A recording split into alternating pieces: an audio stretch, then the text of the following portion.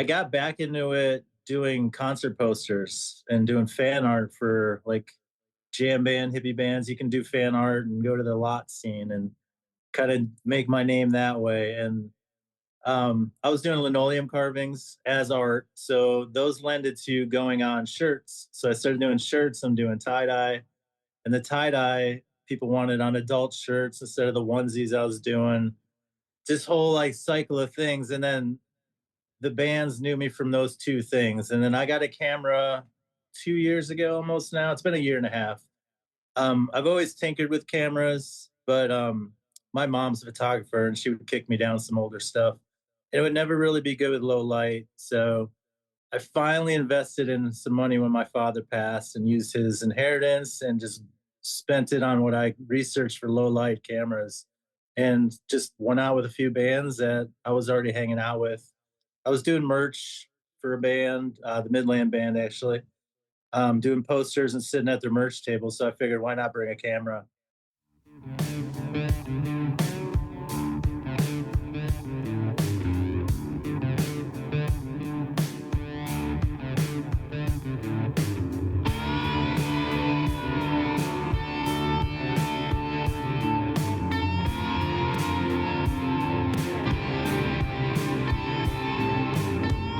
You're listening to Kane, Randy, and Brooke on Scratch the Vinyl. Scratch the Vinyl. All right, everybody. Welcome back to Scratch the Vinyl. You made it back for another week, and we are so glad that you did. It's always exciting times to be on this show, but it is the holiday times, and it is so great. We have Christmas just passed, and we have New Year's coming up. We got New Year's resolutions and all that type of stuff. And I got to bring on my co-host right now, my guy, my brother from another mother. He is the Godzilla of entertainment in this town and so many towns that the CIA has literally, they just bugged my house and said, every time you say it, we're coming after you. So let's bring him on right now. It is Randy Wilson. Randy, how you doing, buddy? Kane, they'll never take me alive. Yeah, me neither, man. I'm never going to stop mentioning you. Well, I tell you what, we did, man, had a great holiday. I hope you and your family had a great Christmas. I know I sure did.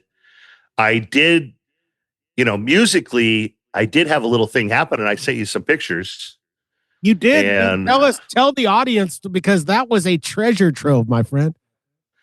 So pretty much after all the presents, the dinner, and everything was winding down, and the kids had left, and I was kind of sitting there helping my mom finish up a little bit and just talking, and I was telling her about, telling her some things about the show, and I brought up that, me and you were talking about kind of everybody has their Beatles experience.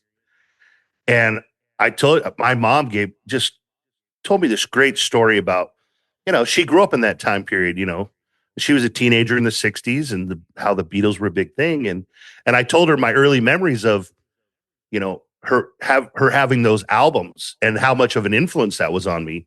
And she goes, well, they're still over in that cabinet over there. And so I think I sent you a picture. I opened up the cabinet and it was like, whoa. And she told me the story about that, which was her first album she ever got. And then she said, and the second was my first Beatles album. And it was in there, and I pulled it out. And it definitely been played a lot, and it was very worn down. But I felt like, man, what a sense of history right there. Yeah, what a moment, honestly. Like, those are my favorite moments with family, is when that vinyl gets exposed to you that you had you knew it was somewhere, but you had no idea it was sitting there in this treasure trove all this time, and all you had to do was pop it open. Man, what a moment. And of course, then I started thumbing through them all, and it was just like a kind of this history of my music of life is how I felt about it. Because obviously, then that's what I listened to at an early age, and what kind of probably influenced my taste and my love for a lot of those bands, and it was awesome. So I told my mom we're going to have to get her on the show. Everybody needs to hear that story, and I kind of don't want to say anything else because we need, like you said, we need to save the secret sauce. But that's It's a great story, and it kind of she tells it from the standpoint of what it was like to be at that time period when you had this band that was just larger than life. Yeah, it gives me goosebumps because it reminds me of like the stories my mom would tell of her mom, my grandmother, and she was kind of like their house was the house that everybody went to hang out because it was a fun house, and she played piano and she was always playing music and just playing the Beatles albums and listening to those stories of how big the Beatles were at that time. I don't know if there's any band. I mean, like, I can't imagine maybe someday our kids will sit around the Nevermind album or something. But I don't think so. Not like that. I think that that was kind of a encapsulated time in history that we'll never be able to recreate, but the Beatles will live on forever. Well, tell me real quick, how was Christmas for you? Christmas was fantastic. A lot of memories made, a lot of cards played, a lot of food. I think I gained about 20 pounds. So now my my New Year's resolution begins of now starving myself and drinking more water and all that stuff. But let's talk about New Year's resolutions for a sec, because we have a big new year coming up, Randy. We have a new website that we're going to be unveiling very soon. I know that our buddies at the Elegant Sasquatch have a new rebranding and a new website as well.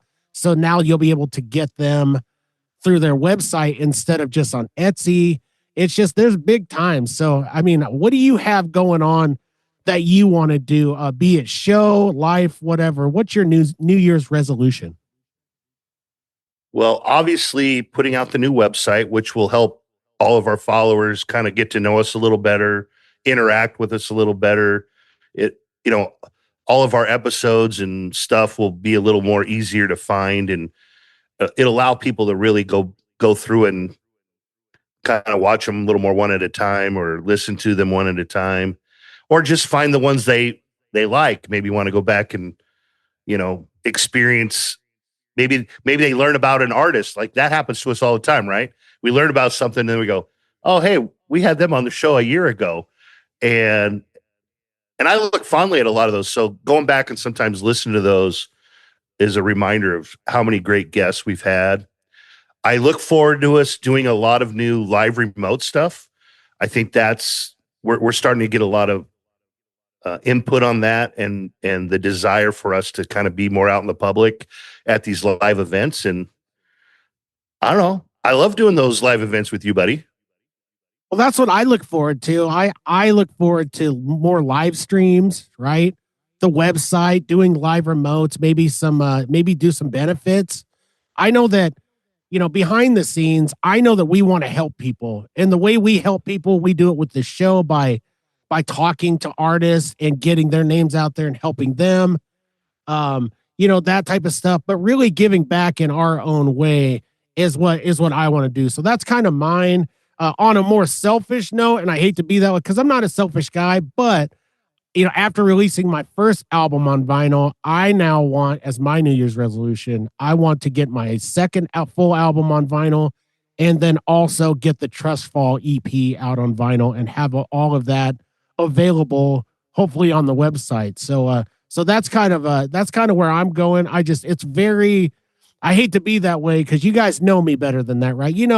Kane's not a jerk. I'm not all about myself, but I barely talk about like trying to get my music out there. Randy's always pushing me for that. Like I'd say I've always encouraged you. Plus, you've been a big help for me. Like I'm trying to do something similar, and I've now spent the last 2 years working on writing songs, and I feel like I've gotten to a better level of that, and we're getting close to getting some people to record some of that, and I ultimately would like to get some of those put on a pressed album. I just think it would be so cool, and it was just our way of sharing our music, I guess.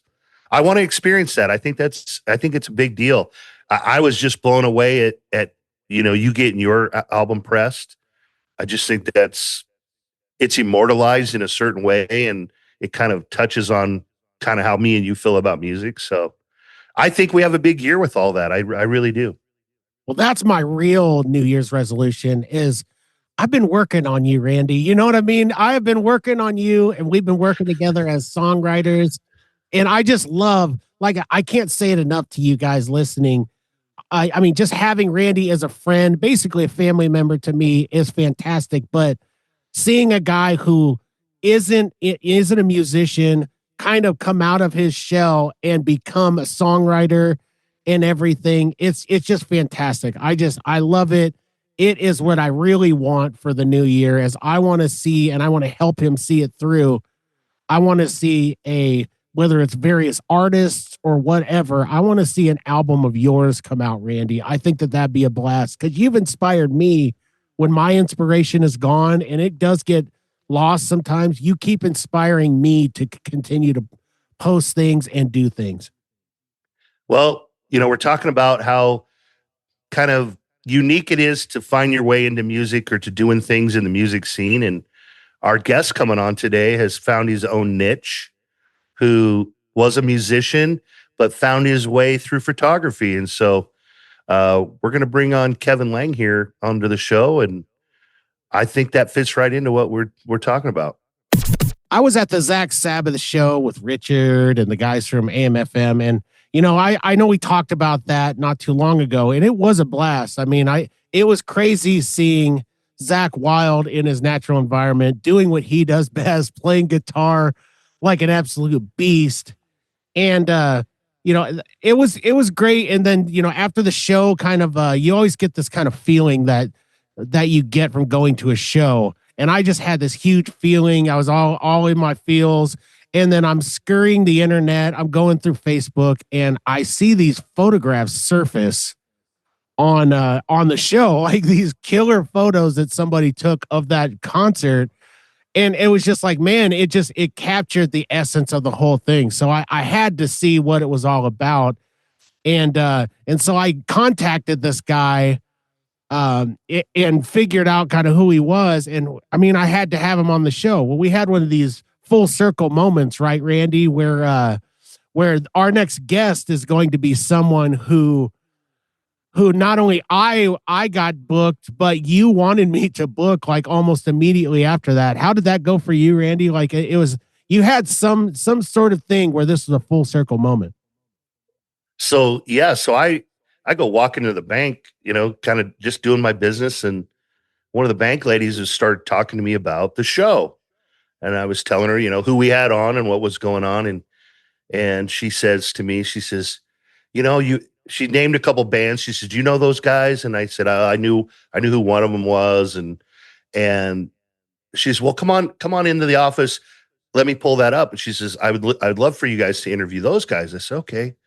And we're sitting there talking, and she goes, "Oh my God." She said, "You should, I got another guy you should really interview." And I said, "Who's that?" She says, "Oh, his name's Kevin Lange, and he takes pictures." And I said, "Oh, that's cool." So I wrote it down, and her name's Beth, by the way, Beth Miller, and she just talked you up. And so I said, "Okay." So I left, and I immediately called Kane, and Kane says to me, "Randy, I already got him booked." So I thought, well, the universe is just coming full circle right now, and it was going to be inevitable that Kevin was going to be on the show. With that being said, everybody, we have another amazing guest on our hands. We have a guest that is a concert photographer. It seems like just kind of a modern day Renaissance man, which is what we love in this business. And it's kind of refreshing to have them right here in our area. So let's bring him on right now. Our guest, Kevin Lange. Kevin, how are you doing? Good. How's it going? Thanks for the intro. Really, really nice.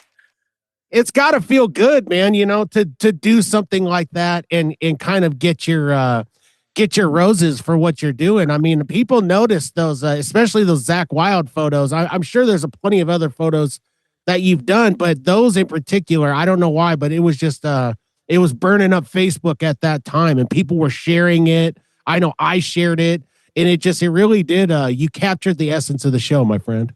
I appreciate that. Yeah. I do hear that a lot with the music. So I am a musician myself. I feel that's part of it, but yeah, I appreciate that. So is that how you got into doing this sort of thing? I mean, did you just want to throw on the old press pass and and a camera and get into free shows? Or No, I actually don't really. I mean, I don't care for photographers in a way. Like, it was never something. I'm a musician, and then I just fell out of that, growing up, and life hit me, So I stopped playing music a lot, and then I got back into it doing concert posters and doing fan art for like jam band, hippie bands. You can do fan art and go to the lot scene and kind of make my name that way. And I was doing linoleum carvings as art, so those lended to going on shirts. So I started doing shirts. I'm doing tie dye, and the tie dye people wanted on adult shirts instead of the onesies I was doing. This whole like cycle of things, and then the bands knew me from those two things. And then I got a camera 2 years ago, almost now. It's been a year and a half. I've always tinkered with cameras, but my mom's a photographer, and she would kick me down some older stuff. It would never really be good with low light. So I finally invested in some money when my father passed and used his inheritance and just spent it on what I researched for low light cameras, and just went out with a few bands that I was already hanging out with. I was doing merch for a band, the Midland band, actually, doing posters and sitting at their merch table. So I figured, why not bring a camera? And it didn't work out. So that's why I figured I needed to take that step and get a camera. And so, yeah, and then I just used a few people like that are touring and came through the city, and just like, hey, can I shoot photos? And the word started going pretty fast. I mean, it was like March of 2024, my first shot. So yeah, and that was again, just word of mouth, friends, favors, doing a lot of free shows. So yeah, it's finally starting to come around. So it's been a long traveling, like a lot of traveling as well, a lot of festivals on the road. So, but yeah, it's finally coming around. I'm glad to hear that you guys appreciate the work. well, I mean, what artist doesn't want, or band doesn't want somebody to take awesome photos of them while they're playing? I mean, I would have dug that so much. I can remember we played Cappies at one time when I was with either Drinking Money or the Low on Cash band or something. And they had a photographer on staff that night, and she took some killer photos of us. And I mean, I wish I could still get the, I can't even remember what happened to them, but they were great. But I Right. mean, it just makes you look, you really capture the moment literally, and it just feels fantastic. So, I mean, you captured it so well at the Zach Wild show. I mean, with him lifting his guitar with the solos and kind of doing the whole Zach Wild thing. Yeah. I got to ask you, I mean, you were there, you're kind of doing your thing, but you're also enjoying the show too. What'd you think of that show, man? Very good. I haven't caught Zach Wild. Like, I fell out of that music. So I grew up a guitar player, 7 years old, playing guitar. My brother was huge into Ozzy. So I definitely took note of Randy Rhoads and then Zach Wild. So always a big part of like soundtrack of my life. He's always been around, and definitely respect him. But yeah, that show is a whole nother thing. Like, he's very good. And hearing Zab doing him do Sabbath was way better. I thought it was way cooler for me. So Yeah. I mean, he actually does have an Aussie sound to his voice. yeah, he does. It's pretty wild how much he can pull off. So it is. I mean, if you, we're not even going to call it a cover band, but if you want to see the best cover band in the world, I would say that it's probably Zach Sabbath. I mean, like it gave me such a feeling like I was at a Black Sabbath show, and then to watch him shred like he does. Oh yeah. Like, as a guitar player, I came home and I basically threw all my instruments in a pile and burned them instantly. Like, yeah, that's why I stopped playing guitar back in the day, is those kind of musicians for sure. Yeah, he's something else. But the whole crew production was on point. That was very nice. So, we we talk to a lot of bands that are the ones that are really kind of making it happen.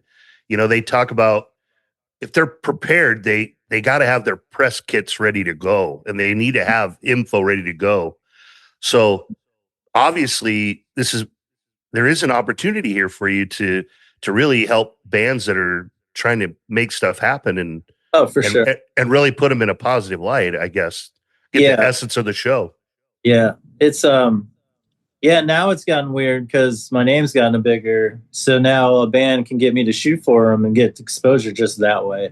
It's been a really wild full circle moment. Like me asking for free shows to me getting, people asking me to come out. And you see that like more people are tuned into my page and it's like, hey man, like this band is good. Go check them out. I'm going to take photos of them. Like they're worth it. So yeah, it's been a whole thing. It's been nice, but yeah, it's I haven't done too many band photos like that, like without being in the moment. But yeah, they're always free to use my photos. I always try to get the band the photos for free and let them do their thing, especially if a venue pays me or I always try to sneak the band their photos on the other side the next day. So hey, it helps them. Do you have any big plans like for like Lincoln Calling and all this stuff coming up to do some photography at any of those? I am for sure. I was supposed to do New Year's Eve tonight in Lawrence, and some miscommunication happened with that, so I actually didn't get to get on that. But starting the second, I'll be shooting the Bourbon, which is the kids from the Blue Raven studio. They're putting out a CD. The third is the January Jam and Jamboree. I'll be doing the photos for that. I'm actually also, I just got done carving and printing my own linoleum carving poster for that event as well. So that's kind of a double for me. There's a few other things coming for sure. Oh yeah, I am doing Lincoln Calling. You did mention that. I'll be doing that for sure. So that's, yeah, I didn't make it last year. It was a little too cold and weather-wise didn't really lend to me getting there. But Lincoln Exposed was one of my first things like that actually gave me a chance, which was really cool. They didn't use any of my photos in the end. Like I was out there shooting 3 days and turned in thousands of photos and none of them got used by them, but some of the artists used my photos and they were like really big, like a Grammy Award winner, Corey Henry used my photos and that got a lot of exposure. So it's been a lot of things like that. Like the bassist from Zach Wild connected with me, so certain people see it and they kind of pump me up that way. Like I have like kind of one person in all the jam bands kind of support me and always get my photos seen, and management's been good lately for that too though. Now it's a little different. They see my work and they're like, yeah, or actually the last couple of times I haven't even had to submit photos. I'm just like, hey, do you need photography? And they just see my name and like, yep. So it's been fun. It's been really fun. And then getting paid now, it's even better. So I just did a little road run with the band, and that alone was great. But yeah, I got paid on top of it. So, well, have you thought about doing any album covers for people or anything like that? Has anyone hit you up for that yet? No, they haven't. That's what I say. I haven't really done too many of the band promo photos like that. We always jump in the back alley at the Zoo Bar, do a photo with like my fisheye lens, and those bands usually use that photo quite a bit. But yeah, I don't even have lighting. We could always do it natural, but I haven't been asked to do that. Got a few like ideas and it just have never really worked out. Like the guy across the street from me is the head of a Hearst company or the Hearst Club. So I was like, man, that would be a perfect metal band photo with the company, the whole crew with cars in a circle. But yeah, I'm ready. Someone can hit me up anytime. I got the gear. Yeah, man, we just need to get you exposed out there to some of the right bands. Yeah, I've like really been stuck in jam bands and bluegrass. It's just, where I came from with the music and the shirts and the art. So, but yeah, I've definitely been spreading out. The Bourbon has been so kind to me. They let me shoot basically every show. I think it's been every show I've asked for. So I've jumped on Guar and Mini Kiss and, the Zach Sabbath show. But then I've done like Tech Nine and, like bluegrass. I just did the Wildwoods album release party. So yeah, it's just whatever. The Bourbon's been really, really kind to me. So I'm surprised I've been getting ghosted by other places where I'm like, hey, can I come shoot photos? And it's a whole social media numbers game and I'm not big enough yet. So, but we'll see. The Astro, some of those places, they're following me now because I just shot that big Trey Anastasio band show, which is ginormous. That was the biggest show for me in my world of music. So, that's the head guy of Fish. And I was the only photographer that night. So after that night, I started getting a lot of calls, and that was a pretty big jumping point for me. So, Well, our show, we're kind of, we promote everybody. yeah, I've been So, seeing. you know, we just want people to go see great music and great live shows. Yeah. So maybe, just maybe, Scratch the Vinyl could be a conduit to some of these people for you. Oh, heck yeah. Because, you know, we have a strong belief that supporting our local talent, like we have some great talent here in our area, and having again a great photographer really highlighting that, man, I do see the need, and I've been impressed with the stuff I saw that you put out already. I appreciate that. Yeah, I mean, I make sure I do everything manually. I'm not out there auto shooting or auto editing anything. Like I put a lot of work into it. So, and I feel I'm getting better and better. I keep challenging myself with my edits and trying to get everything sharper and crisp. That's kind of my thing. I don't want to put any effects or those weird lenses over the top with the glares. I'm not into all that. So, just trying to shoot the show what you're there and your memory is going to be. And like shooting, watching massive amounts of videos and Rolling Stone covers, and like it's just part of me, being a guitarist, all that's just kind of put into where I'm shooting photos from and where I'm trying to get the images of being there, I guess. Well, speaking of Rolling Stone, I mean, it was about a year ago, I think they put out a top 100 album covers, and so I mean that's really the reason why I brought it up. I think that you've got a bright future also in covers. I think that that'd be really cool to get. I mean, I always wanted a good, like my first album, my Aura album. I basically, the picture of it is me standing in a shadow facing inside Robber's Cave, right? So what we had them do is we had them kill the lights, and the only lights that flashed through were the emergency lights down the, basically down this cavern.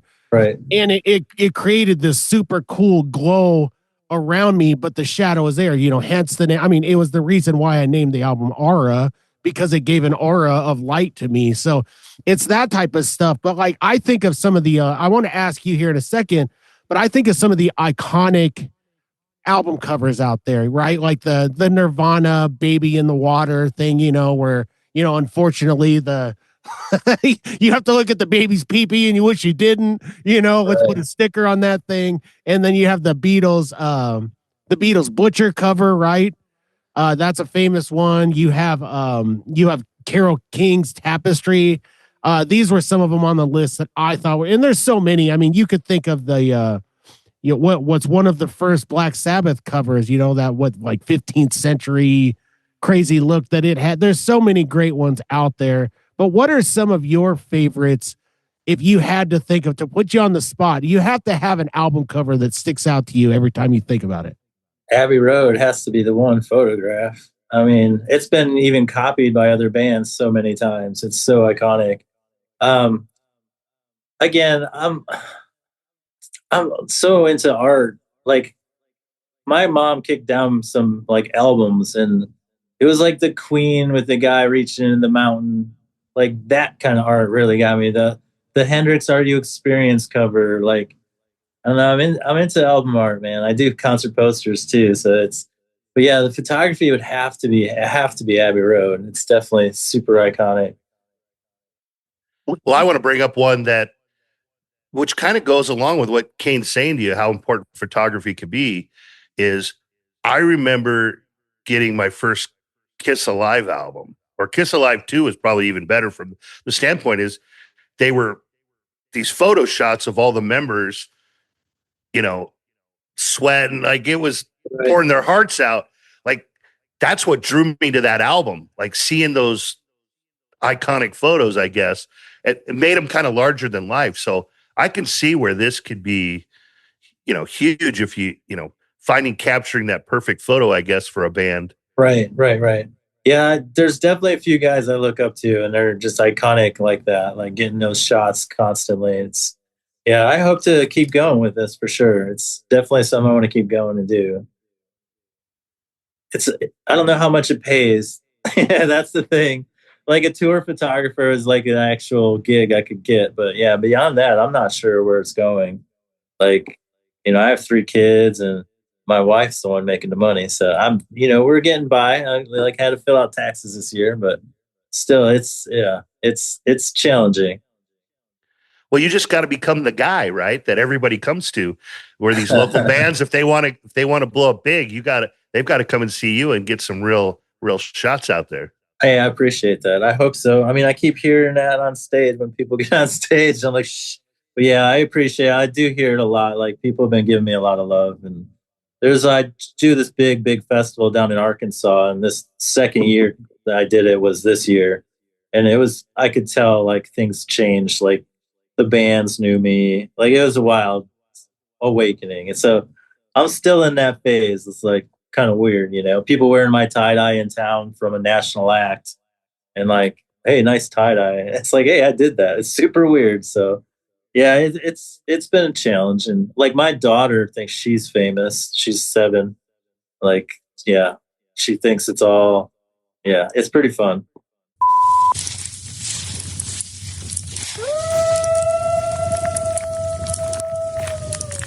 Out in the wild, there's one creature feared by hunters, admired by lumberjacks, and envied by hipsters. Yeah, it's me, the elegant Sasquatch, and let me tell you, these locks don't tame themselves.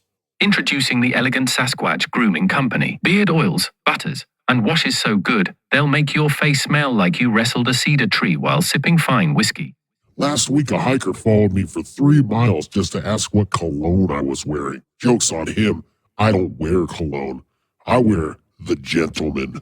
Upgrade your beard game. Sophisticate your outer beast. Find the Elegant Sasquatch Grooming Company at elegantsasquatchco.etsy.com. And stop stealing my jerky!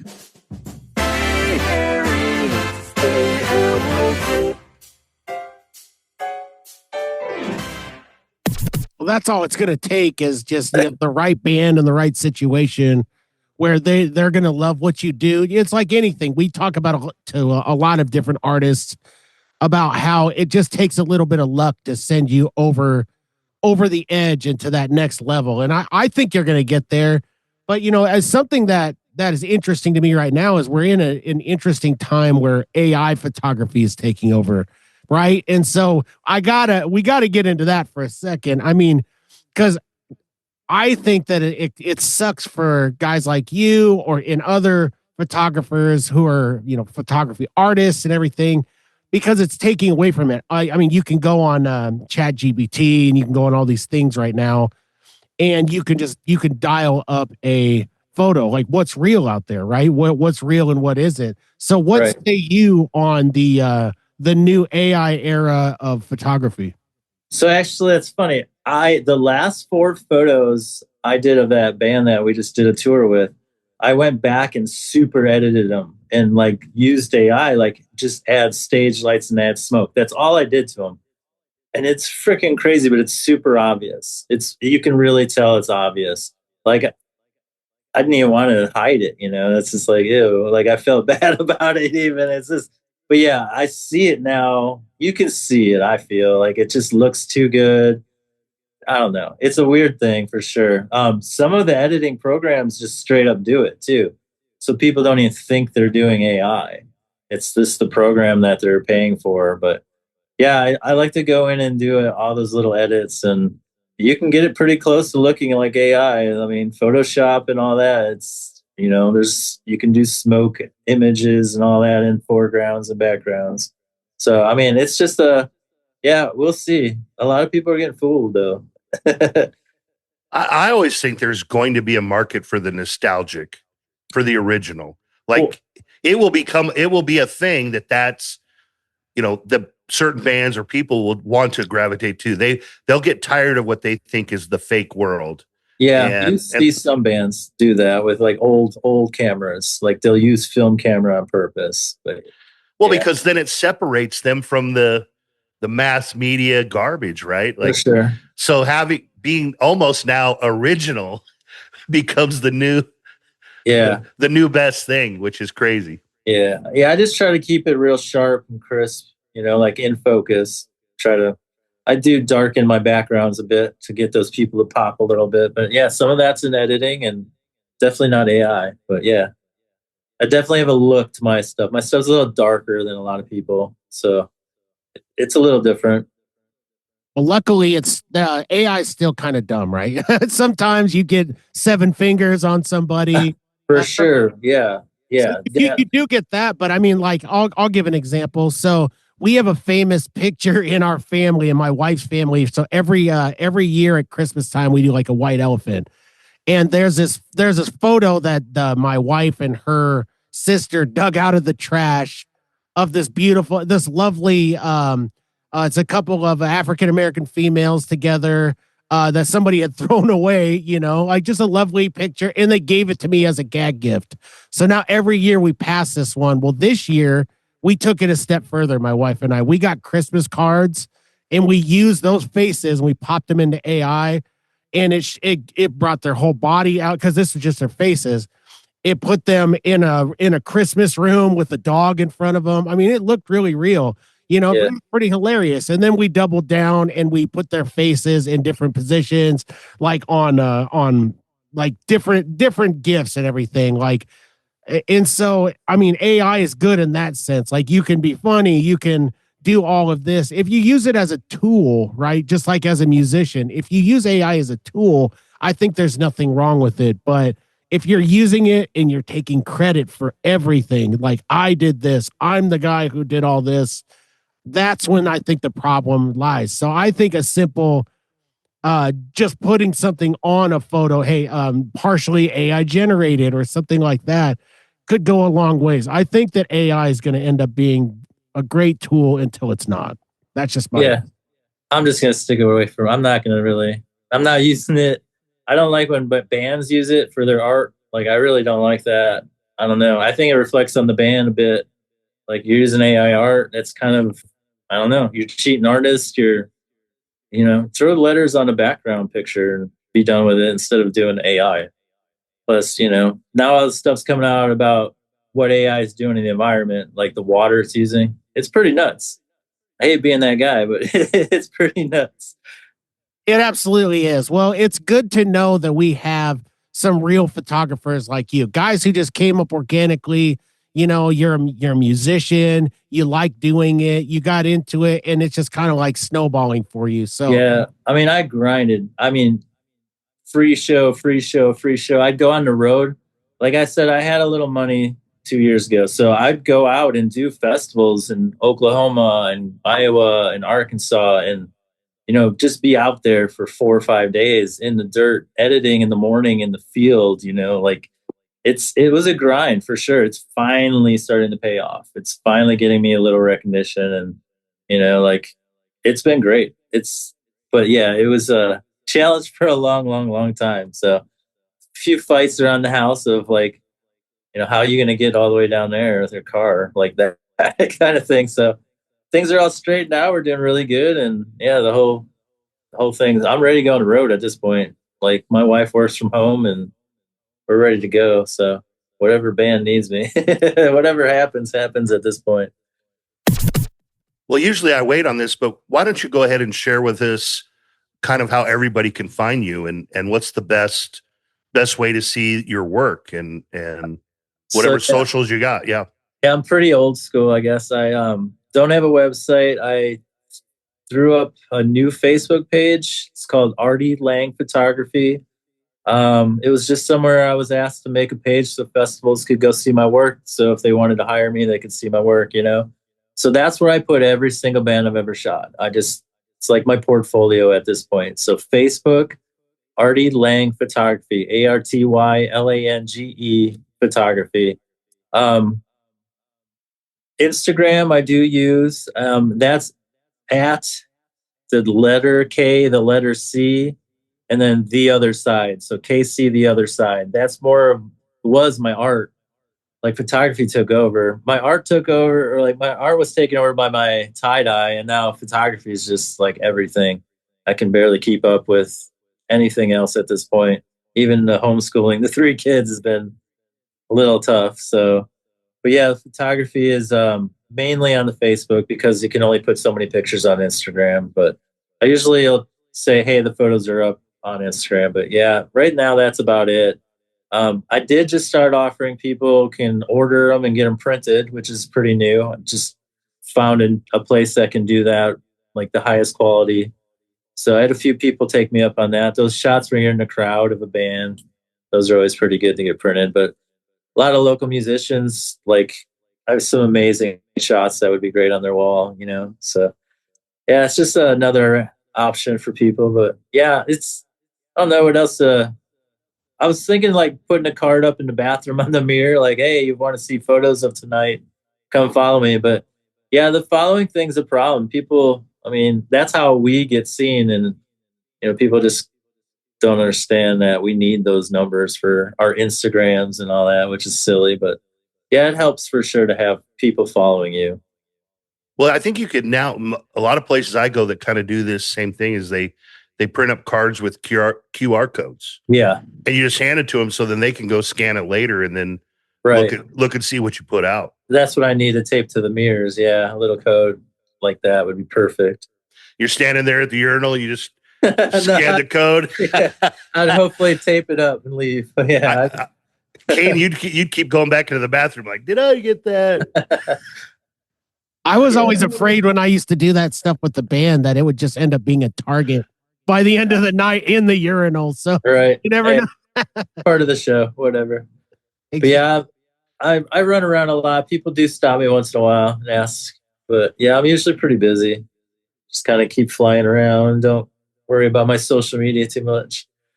Well, you talked about being a let's rewind for a second now. You talked about being a musician and your love for music. Let's take a rewind for a second here and let's kind of go back to young Kevin. Tell us about you getting into music and kind of like what your influences were growing up. Okay, so I started playing really young, like 7. I was playing acoustic. 10, I had a Fender, like nice Fender. Actually, they tried to rebuy it from me like 20 some years later because the value went up so much. But yeah, once I started cutting grass, listening to metal at 11 or 12, I saved my money cutting grass and I bought an Ibanez. I loved it. Joe Satriani, Jason Becker, Marty Friedman, Steve Vai, like that was my thing. Like I always wanted, like I had a bass, I had a guitar, I had an acoustic, I had like all the pedals, the keyboards. Like I wanted to do everything on my own. So yeah, I was a little shredder. We had a few bands, a few garage bands. I evolved a little later in like high school, more into the Chili Peppers and Faith No More. But yeah, I like metal bands. I love Testament and Anthrax, and like I was writing that vibe that year. 92 is when I graduated, so a lot of good metal. Iron Maiden's probably my top metal band for like all time. The artwork that went with it, like me and one of my friends used to just draw and paint Eddie all the time in art class. So yeah, I mean, big metalhead. My brother was huge in Ozzy, so I got exposed to a lot of that. Like I don't know, that's where the Zakk Wylde thing came in. But yeah, I was a little bit. I never really went to the Slayer. I was always into Metallica, and that was about as heavy enough for me. Like Slayer was too much. But yeah, when I was 12 to 15, I played like every Metallica song written. Like we garage band, and a couple of my friends went on to some bigger things. But yeah, it was a good time. I was pretty good for a while. Played national anthem, Hendrix style in front of my school. Did a lot of stuff like that. Band competitions at school was fun. Well, Yeah. do you still go in the garage and play around a little bit? What's No, not at all. I have an acoustic now. I try to teach my daughters a little bit, and just not much interest. So now is not much time. I say it sometimes to people. I always do think like the photography, the art, and the tie dye is just me skirting around getting back on stage. Like I'm just scared to get back up there. So like I always say I want to buy a bass or guitar again and start tinkering around and see where it leads. But I mean, there's enough open mics around. I might just happen to do that sometime. But yeah, I have a fear of stages, I think is what it is. So, but we'll see. Who knows? I'm getting old, but still, I have some stuff in me. We'll see. You know, it's like riding a bike, man. You know, I had to get out of it because of my heart issues. I played live all the time. I played every weekend, and then until I couldn't. And then I remember I was so afraid when we had our event for Spina Bifida where my band had to play again. Right. And I was horrified, man. I was like, oh my God, I haven't played forever. I can't be entertaining. We only did a 6-song set. So, I mean, it wasn't much, but it was something. But man, I know you could get back out. There definitely are some great open mics and different things. But I love your story because your story is mostly what happens to most musicians, right? We grow Yeah. up, we have kids, we kind of like just move out of that idea that, yeah, I'm going to make it huge and I'm going to go tour and all this stuff. And Right. I just love that you're doing tie-dye now. You know what I mean? You got an acoustic, maybe you thumb around on it a little bit, but I think that you're telling like everybody's story right now. This is It is very common, isn't it? It's funny. Yeah. I think Kevin could be a studio artist then.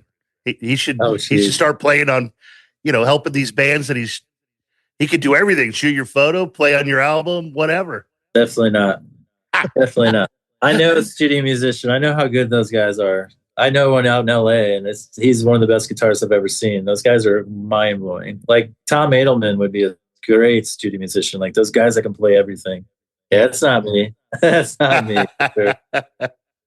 Yeah, we had Tom on the show, and I don't think anyone realizes the brilliance of Tom Edelman until you get to see him live and you listen to that music. Because as another guitar player, I listen to what he's doing, and I just like throw my hands up. I have no idea what he just did. Like I don't know Yeah. how he did it so well. Some guys just have that talent in their hands. Like, it's all in the hands. It really is. Like you can have all the gear in the world. And I could have thousands of dollars worth of gear, but if I can't make the hands move the right way, it's just not coming out. It's all about Right. tone. Miles Jankowski from Vibe Check, he in Hoyer, like that guy can play guitar too, like amazing. But yeah. So I know I got another one for you. Ethan Gibson from Far. That's totally a different style, but I love Far. I wanted to plug those guys while I'm on here. Yeah, I love those guys. I cannot believe they aren't bigger than they are. It's pretty wild.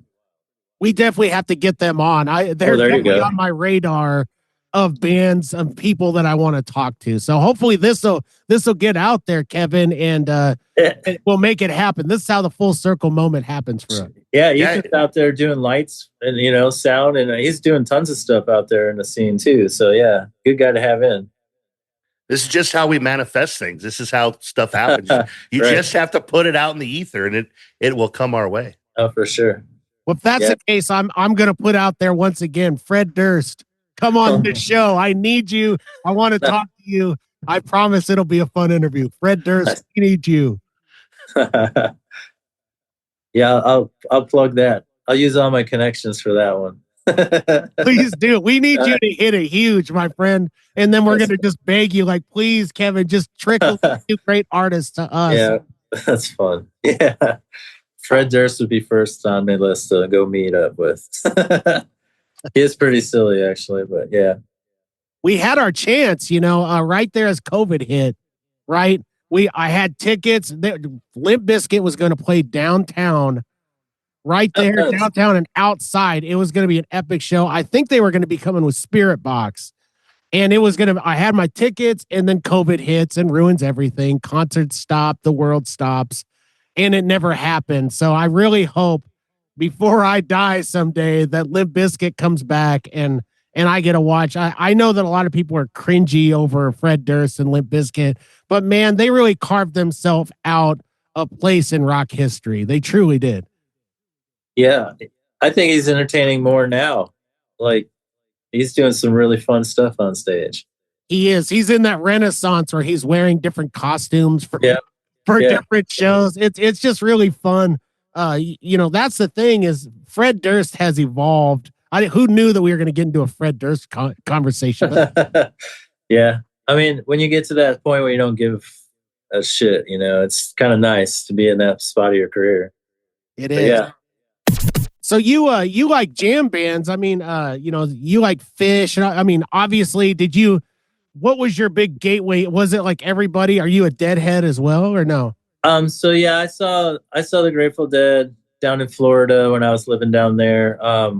We got to a parking lot, a 94 Orlando parking lot, and we didn't get in the show. We just went and partied, and it ended up being riots, like tear gas, cops swinging batons off horses onto hippies' heads, like wild freaking intro into the Grateful Dead.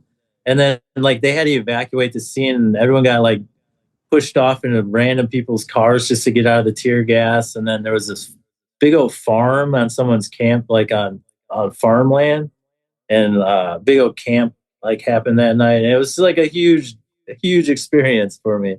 So yeah, I saw that. That was the intro, and then I saw the Dead again in '95 and got in. And that was the same year I saw Fish.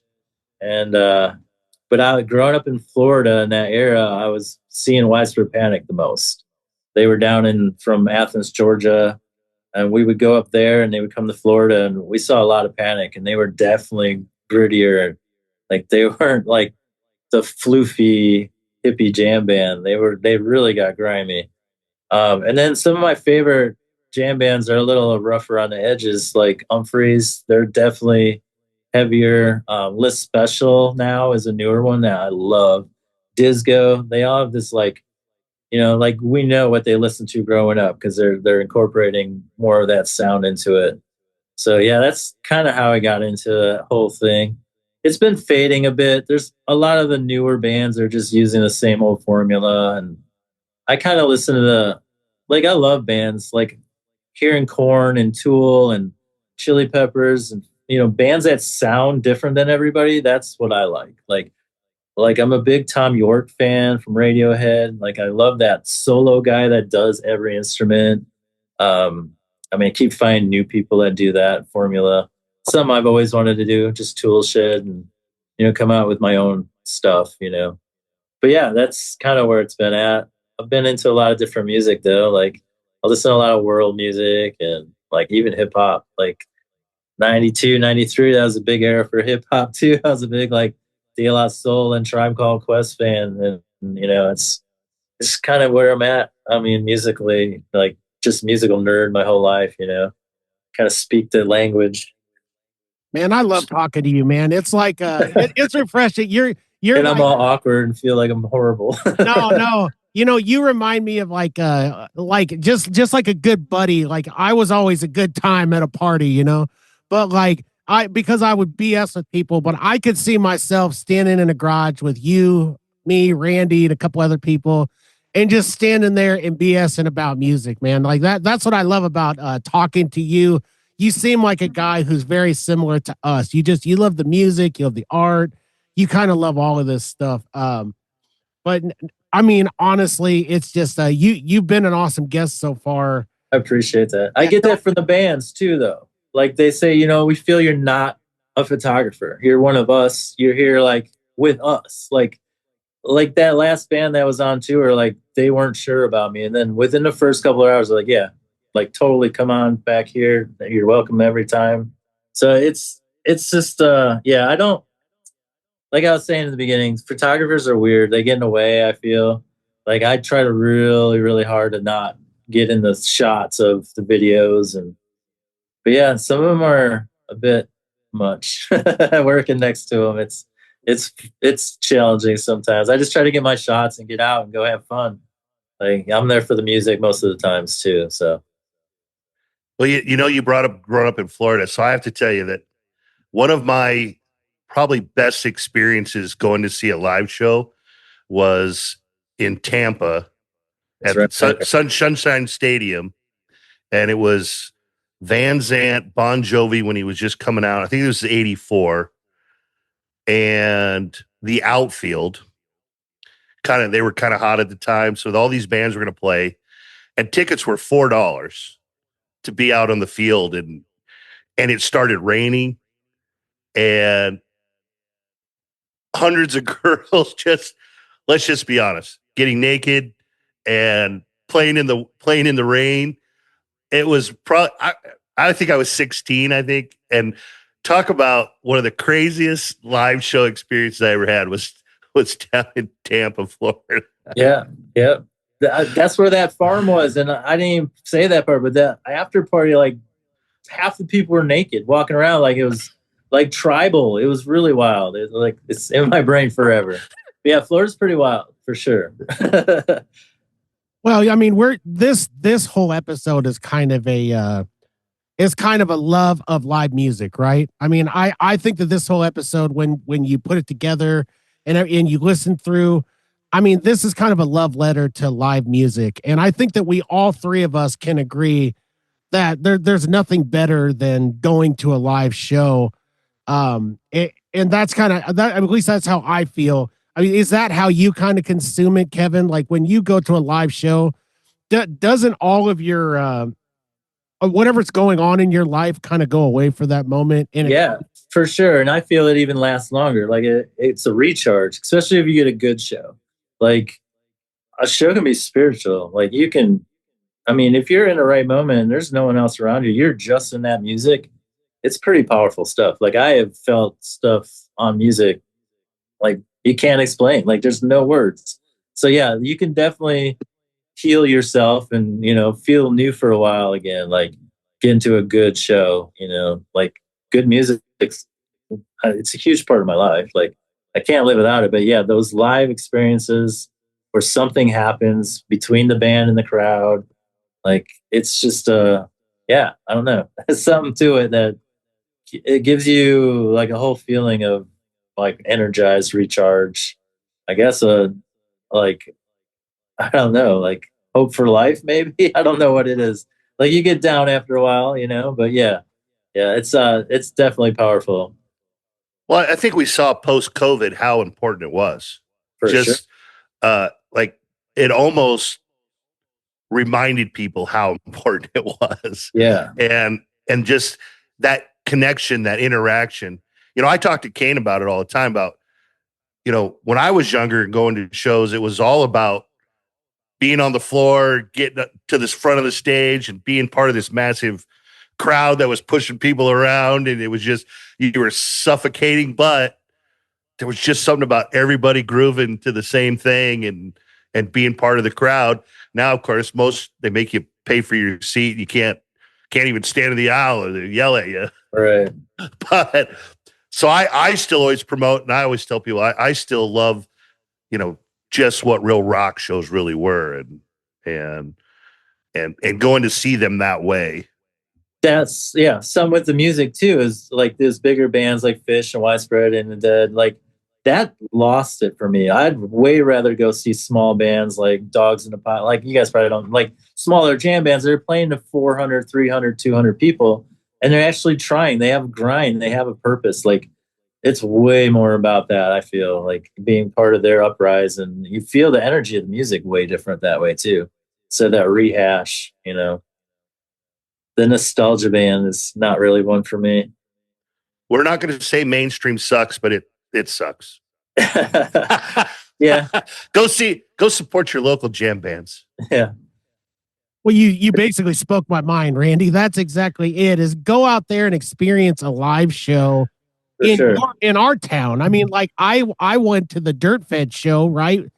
And that was like that ranks up there with one of my favorite shows of all time. To see local metal bands like that do what they did at such a high level, it was as big as any show that I'd ever been to. So I would encourage anybody to do that. And we can't say it enough, everybody. There's so much talent in this area that are just killing it. And you want to see the next guy who comes up and the next Tom Edelman, right? The next Far band. These guys are so good, but then to see these young guys come up, you talked about the Blue Raven music. Yep, they're young. I got a young one for you. Okay, yeah, please give it to us. So my kid that I hadn't seen since he was like 6 months old found me this year. And he's in a touring band and they're young. They're 21. And they've already played like all over the country, opening for Green Jelly. They played the Nebraska State Fair this year, so I got to go shoot photos for them. But yeah, the band's name's Sunny B. My kid's 21 only. Yeah, they're super young and grinding hard. So yeah, there's definitely some youngins out there with a lot of drive. Well, there's this full circle moment. I think that I have them booked at some point for Pretty wild. I figured yeah. you might know their band a little bit more than my bands. But Absolutely. yeah, it's pretty wild. I told Kevin that the time was going to fly. We started talking about the good stuff, and I just want to take the moment before we get out of here just to thank you for taking a little time out of your day today and kind of sharing with what you're doing, and hopefully we can help get the message out for you, and keep the positive vibes going. And I appreciate that. dude, appreciate what you're doing, man. I thank you so much. Yeah, you're definitely part of the STV family now. I would love to have you on as a photographer or just come hang out with us at one of our events that we'll have coming up. Hopefully, Sure, let me know.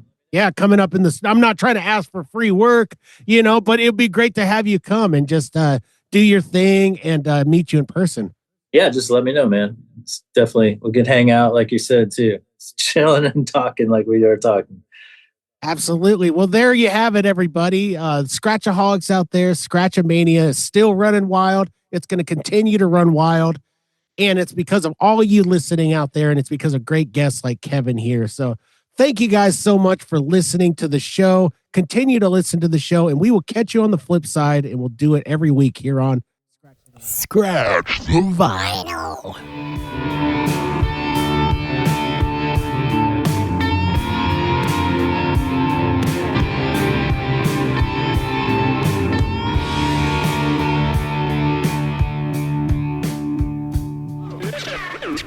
Scratch the Vinyl.